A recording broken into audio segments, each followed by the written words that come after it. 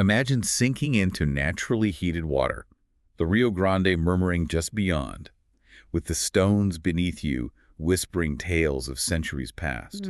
Yeah, That's the experience waiting for you at the Hot Springs Trail in Big Bend National Park, and that's exactly what we're exploring today. definitely. We're diving deep into this fascinating spot. We've pulled together quite a bit. Firsthand accounts from adventurers on Reddit, the official stuff from the National Park Service, Right. historical records too, which really bring it to life, and even some geological surveys explaining, well, where that heat comes from. So our goal here really is to pull out the key stuff from all that, give you a clear, engaging picture of what makes the Hot Springs Trail special. Exactly. Whether you're thinking about going or just, curious about this corner of the world. We'll hit the history, the highlights, those little details that make it interesting. Okay, let's jump in. Where exactly in Big Bend are we talking about? Okay, so it's in Big Bend National Park down in Texas. Specifically, you'll find it west of the Rio Grande Village area. That's the general spot. West of Rio Grande Village. Got it. And getting there. Well, the drive's part of the fun, honestly. Directions are pretty straightforward, and this is important, grab a paper map. Oh yeah, cell service. Yeah, exactly. It's spotty at best in the park, so paper map is your friend. Ranger stations have them. Good old paper maps. Yeah. Always reliable. Now, I heard the drive itself is pretty amazing. Oh, absolutely. People really rave about the views, especially if you're coming down from the Chisis Mountains or driving the Ross Maxwell Scenic Drive. Hi. Just huge panoramic desert landscapes. It's a great intro to Big Bend's whole vibe. Yeah. And even that last mile or so to the trailhead. It's dirt, yeah. Right. But it's well maintained. Any regular car, any sedan should be fine getting there. That's good to know. No need for a special vehicle just for this trail. But it sounds popular. What about parking when you get there? Yeah, it can get busy. Very busy sometimes. Especially, holidays, peak season.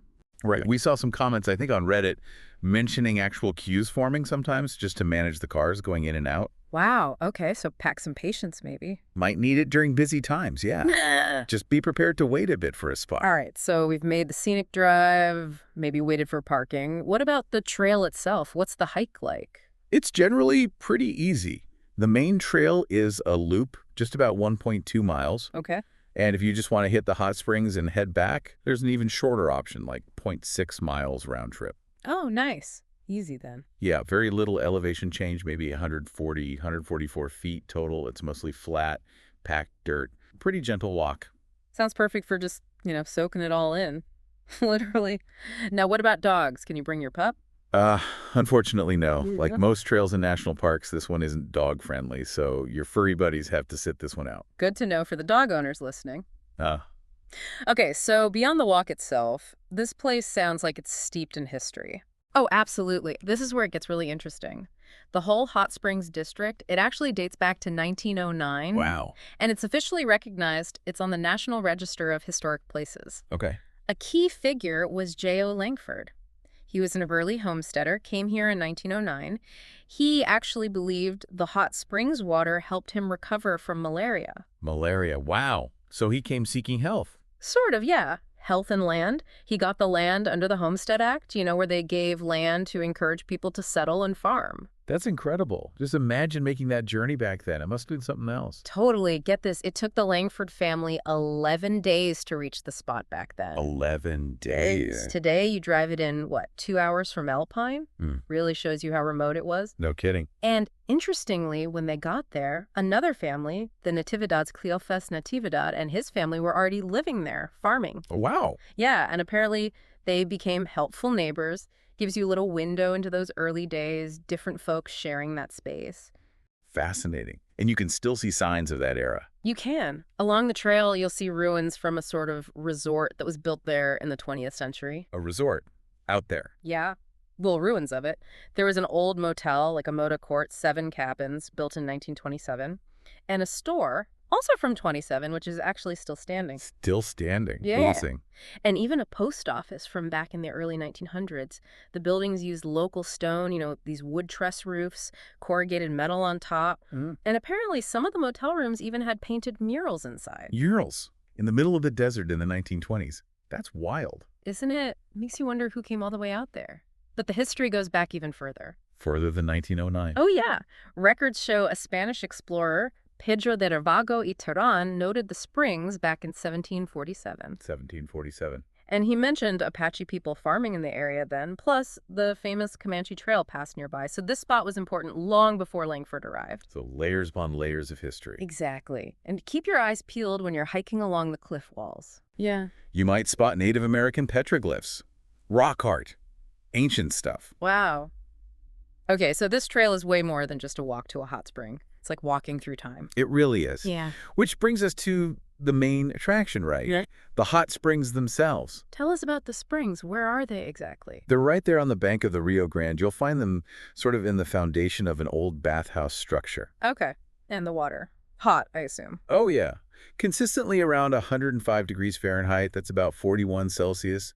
Nice and toasty. Perfect soaking temperature. Where does the heat come from? It's geothermal, heat coming up from deep inside the Earth. Basically the planet's natural hot tub. Ha. Nice. And I read something about the water itself being special. Yes, it's considered old water. Some call it fossil water. Fossil water, meaning? Meaning it's ancient, trapped down there for a very, very long time, pretty much irreplaceable. And it's packed with minerals. Like what kind of minerals? Well, the main ones are things like sodium, potassium, calcium, magnesium, sulfate chloride. But there are trace amounts of other interesting stuff, too. Okay. Uh-huh. Things like arsenic, lithium, rubidium, strontium, thallium, even tiny bits of uranium and tungsten. Whoa, arsenic and uranium, is that okay to soak in? It's a good question. The arsenic levels are actually higher than what the EPA allows for drinking water. Okay. But, and this is key, you're not drinking it. And the well water nearby, the stuff people might drink, that doesn't exceed the limit. So soaking is considered fine, just definitely don't swallow the spring water. Right. Soaking only. Got it. And people do just get right in. Absolutely. That's the whole point for many visitors. Find a spot in the old foundation tubs and relax. Sounds amazing. Yeah. But popular, you said. Very popular. If you want it quieter, maybe more to yourself, definitely aim for early morning. Beat the rush. Yeah. Someone on Reddit joked it's like winning a mini lottery to get a spot in the afternoon sometimes. Huh.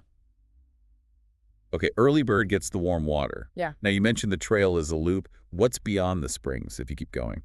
So yeah, the trail continues past the springs, making it the full Hot Springs Loop Trail. It gives you some really great views looking out over the Rio Grande. Nice. More scenery. Definitely, but something to be aware of.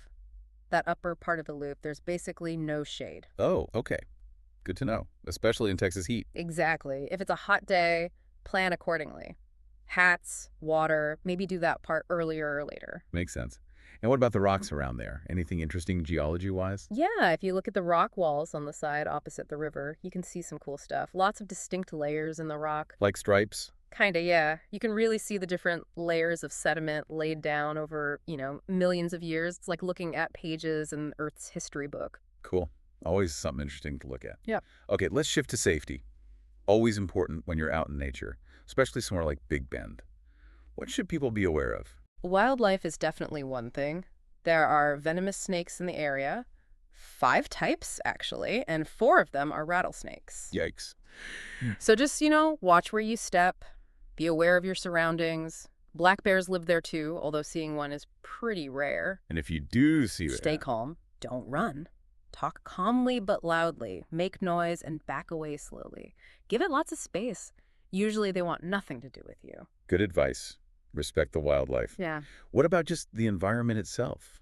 The heat? Big Bend is Chihuahuan Desert. That means lots of sun, and in the summer, May through August, it gets really hot. How hot? Desert floor temps can easily go way over 100 degrees Fahrenheit. So if you're visiting then, you absolutely need to know about heat safety, hydration, avoiding midday exertion, all that. So spring and fall are probably better. Generally, yeah. The weather's usually warm and pleasant then. That's also why those are the busiest times in the park. Right, trade-offs. Yeah. Any other safety tips, maybe about vehicles or fires? Well, like we said, you can get to the Hot Springs Trailhead in a regular car. But if you plan on exploring any of Big Bend's backcountry roads, you need a proper high-clearance four-wheel drive vehicle, street legal, with rugged off-road tires. Those roads are no joke. Good distinction. And no matter what you're driving, always be prepared to change a flat tire out there. It happens. Also, super important, absolutely no wood or ground fires are allowed anywhere in the park. Anywhere. Nowhere. You can use charcoal, but only in the provided grills and campgrounds, and you have to pack out the ashes.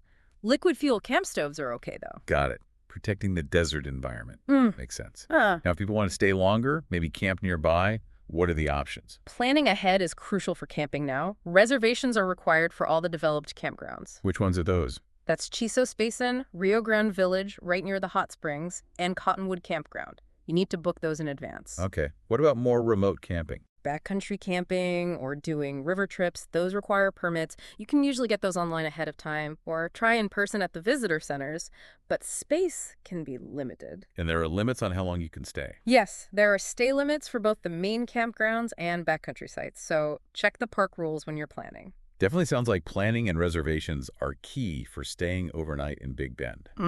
Okay, this has been incredibly informative. Let's try and wrap up the key points. Sure. So the Hot Springs Trail in Big Bend, Yeah. it's this really unique mix. You've got the natural beauty, the geology, the Rio Grande right there. Mm-hmm. Then you layer on this amazing history from ancient peoples to Apache farmers, the Comanche Trail, then Langford and the resort era. Right, the ruins, the petroglyphs, maybe. Exactly. And of course, the main draw, soaking in that 105-degree geothermal water. It's a relatively easy trail, but it packs a whole lot into that short distance. A really rewarding experience, it sounds like, for anyone wanting to explore and learn about that part of Texas. Definitely. So, thinking about all that, what part calls to you the most? Is it sinking into that ancient warm water? Or maybe walking past those old stone ruins and imagining the past? Or just the stark beauty of the Chihuahuan Desert itself. Yeah. Maybe this deep dive has sparked something in you, made you want to trace those settlers' footsteps, or just find a quiet moment by the river. It makes you wonder, what other hidden stories does Big Bend hold? What else is waiting out there? Exactly. What will you discover on your own deep dive into the wonders of Big Bend?